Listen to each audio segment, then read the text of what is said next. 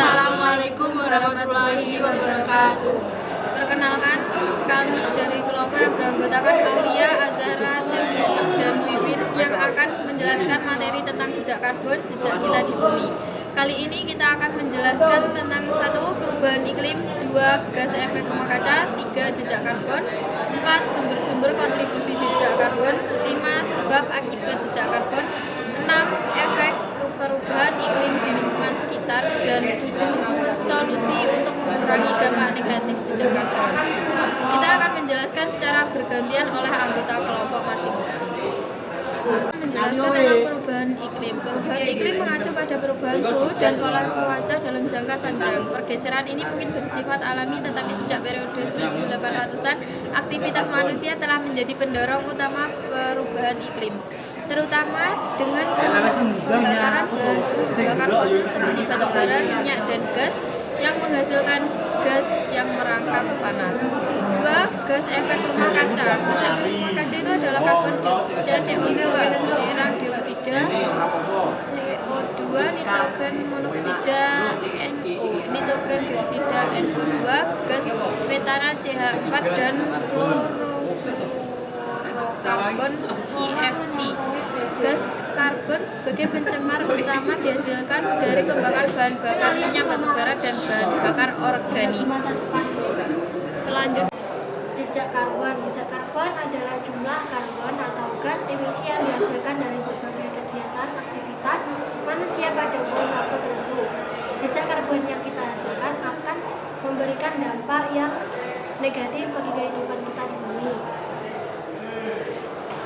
seperti kekeringan dan kekurangan sumber air bersih, timbul cuaca ekstrim, dan bencana alam, perubahan produksi rantai makanan, dan berbagai kerusakan alam lainnya.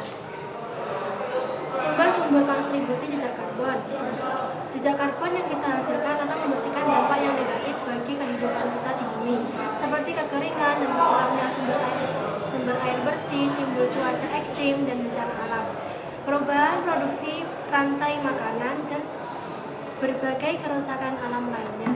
Akibat jejak karbon, cuaca ekstrim dan bencana alam. Salah satu contoh adalah dengan meningkatkannya penggundulan hutan, maka manusia akan semakin kehilangan area resapan hujan sehingga banjir dan longsor gampang terjadi. 2. Penyebaran penyakit. Meningkatnya jejak karbon juga berpengaruh pada penyebaran penyakit menular seperti malaria. Hal ini dikarenakan pergeseran wilayah tropis ke subtropis sehingga penyakit dari wilayah tropis akan semakin menyebar. 3. Meningkat risiko kelaparan dan malnutrisi.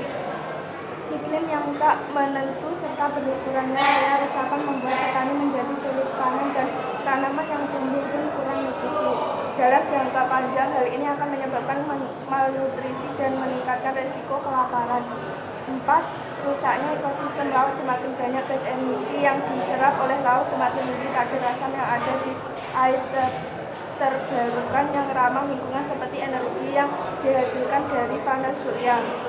Ambil contoh panel surya yang diusung oleh solar kita. Panel surya dari solar kita membantu mengurangi produksi CO2 yang lepas ke udara. Efek perubahan iklim di lingkungan sekitar. Pemanasan suhu bumi, kenaikan batasan air laut, terjadi banjir dan juga badai. Karena perubahan iklim akan membawa perubahan besar pada habitat sebagai rumah alami bagi berbagai spesies binatang, tanaman, dan berbagai organisme. Solusi untuk mengurangi dampak negatif jejak karbon. 1. Kurangi mengkonsumsi bahan makanan impor, mulai gunakan makanan lokal. 2.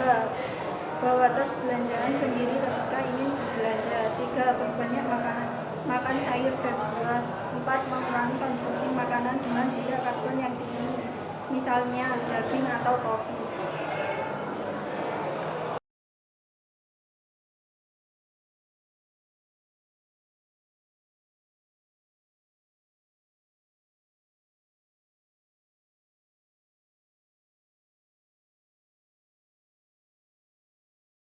sekian dari kami. Terima kasih. Wassalamualaikum warahmatullahi wabarakatuh. Sekian dari kami. Terima kasih. Wassalamualaikum warahmatullahi